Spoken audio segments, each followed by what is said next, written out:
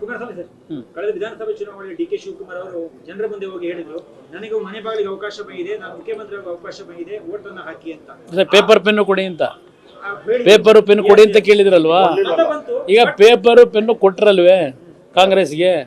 ಅದೆಲ್ಲ ಮೇಕೆದಾಟಿಂದ ಈಗ ಹೇಳ್ತಾರಲ್ಲ ಕುಮಾರಸ್ವಾಮಿ ಅವರಿಗೆ, ಮೇಕೆದಾಟ ಬಗ್ಗೆ ಈಗ ಹೇಳ್ತಾರೆ. ಅವತ್ತು ನಾವು ಪಾದಯಾತ್ರೆ ಮಾಡಿದಾಗ ನಮಗೆ ಬೆಂಬಲ ಕೊಡಲಿಲ್ಲ ಅಂತ ಹೇಳ್ತಾ ಇದ್ದಾರಲ್ವಾ, ನಾವು BJP ಪಕ್ಷದಲ್ಲಿ ಕೊಡಲಿಲ್ಲ ಅಂತ ಹೇಳಿ.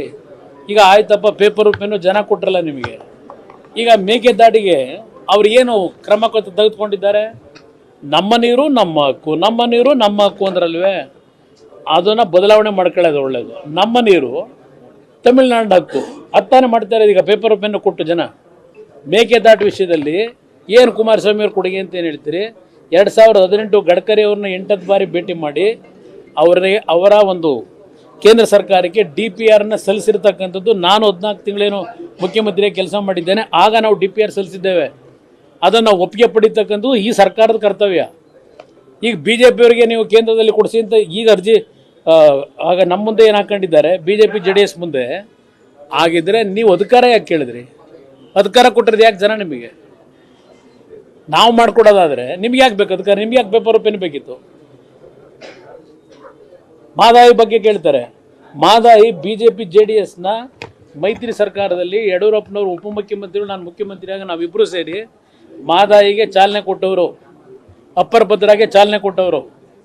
ಇವ್ರದ್ದೇನು ಕಾಂಟ್ರಿಬ್ಯೂಷನ್ ಇದೆ ನೀರಾವರಿ ಬಗ್ಗೆ? ಅದರಿಂದ ಈ ಲಘುವಾಗಿ ಮಾತನಾಡೋದು ನಿಲ್ಲಿಸಲಿ. ಕುಡಿಯೋ ನೀರಿಲ್ಲ ಬೆಂಗಳೂರು ನಗರದಲ್ಲಿ. ಇವತ್ತು ಮಂಡ್ಯ ಜಿಲ್ಲೆಯಲ್ಲಿ ಹೊಲಗಳೆಲ್ಲ ಒಣಗಿ ನಿಂತೋಗಿದೆ, ಕಬ್ಬಿನ ಬೆಳೆ ನಾಶ ಆಗಿದೆ. ಇವತ್ತು ಕುಡಿಯಕ್ಕೆ ನೀರಿಲ್ಲ. ಇವತ್ತು ಈ ಪರಿಸ್ಥಿತಿ ತಂದಿರೋರು ಯಾರು? ನಾವು ತಂದಿರೋದ? ಯಾವ ಪರಿಹಾರ? ಯಾವ ಪರಿಹಾರ? ಯಾವ ಥರ ಪರಿಹಾರ ಕೊಡಬೇಕು ನೋಡೋಣ. ಕೋರ್ಟಲ್ಲಿ ಏನಾಗುತ್ತೆ ಹಾಕೊಂಡವ್ರಲ್ವಾ? ಈಗ ನೋಡಿ, ಹೌದು ತಗೊಂಡಿದ್ದಾರೆ, ಎಕ್ಸ್ಪ್ಲನೇಷನ್ ಕೊಡಬೇಕಲ್ಲ ಅವರನ್ನು. ಇಲ್ಲಿ ಪ್ರಶ್ನೆ NDRF SDRFನ ಒಂದು ಗೈಡ್ಲೈನ್ಸ್ ಏನಿದೆ ನಾನು ಕೇಳ್ತಕ್ಕಂಥದ್ದು ನಿಮಗೆ. NDRF SDRF ಇರ್ತಕ್ಕಂಥದ್ದು ಆ ಗೈಡ್ಲೈನ್ಗಳಲ್ಲಿ ಫೈನಾನ್ಸ್ ಕಮಿಷನ್ ಏನಿದೆ, ಪ್ರತಿ ವರ್ಷಕ್ಕೆ 5 ವರ್ಷದ ಒಂದು ಬಾರಿ ಫೈನಾನ್ಸ್ ಕಮಿಷನ್ ರೆಕಮೆಂಡೇಷನ್ ಏನಿದೆ, ಯಾವ್ಯಾವ ರಾಜ್ಯಕ್ಕೆ SDRF ಅಡಿನಲ್ಲಿ NDRF ಅಡಿನಲ್ಲಿ ಹಣವನ್ನು ಕೊಡಬೇಕು ಅಂತಕ್ಕಂಥದ್ದು ತೀರ್ಮಾನ ಆಗಿರ್ತದೆ. ಇದು ವಿಶೇಷವಾದಂಥ ಪ್ರಕರಣ ಅಂತ ಕೊಡಬೇಕು ಅಂತೇಳಿ 18,000 ಕೋಟಿ ಕೊಡ್ಲಿಕ್ಕೆ ಸಾಧ್ಯವಾ? ದೇಶದ ಇತಿಹಾಸದಲ್ಲಿ ಸ್ವಾತಂತ್ರ್ಯ ಬಂದ ನಂತರ ಯಾವುದಾದ್ರೂ ರಾಜ್ಯದಲ್ಲಿ ಇದೇ ಕಾಂಗ್ರೆಸ್ ಸರ್ಕಾರ ಆಡಳಿತದಲ್ಲಿ ಇತ್ತಲ್ಲ 50 ವರ್ಷ, ಎಲ್ಲಾದರೂ ಕೊಟ್ಟಿದ್ದಾರಾ 18,000 ಕೋಟಿನ? ಕೇಳೋದಕ್ಕೂ ಒಂದು ಇತಿಮಿತಿ ಇರಬೇಕಲ್ವ? ನೀವು ಕೆಲಸ ಮಾಡ್ತಕ್ಕಂಥ ಜವಾಬ್ದಾರಿ ನೀವು ಇಟ್ಕೊಂಡು ಇಲ್ಲಿ ಹಣದ ಕೊರತೆ, ಇವತ್ತು ದಿನ ಕಾರ್ಯಕ್ರಮಗಳು ಅಂತ ಕೊಡ್ತಾ ಇದ್ದಿಲ್ಲ, ಗ್ಯಾರಂಟಿ ಏನೋ ಮತ್ತೀಗೇನೋ ಈಗ 25 ಗ್ಯಾರಂಟಿ ಅಂತಲ್ಲ, ಈ ಗ್ಯಾರಂಟಿಗೆ ತಡ್ಕೊಳಕ್ಕಾಯ್ತಿಲ್ಲ ಸರ್ಕಾರ ನಡೆಸಲಿಕ್ಕೆ.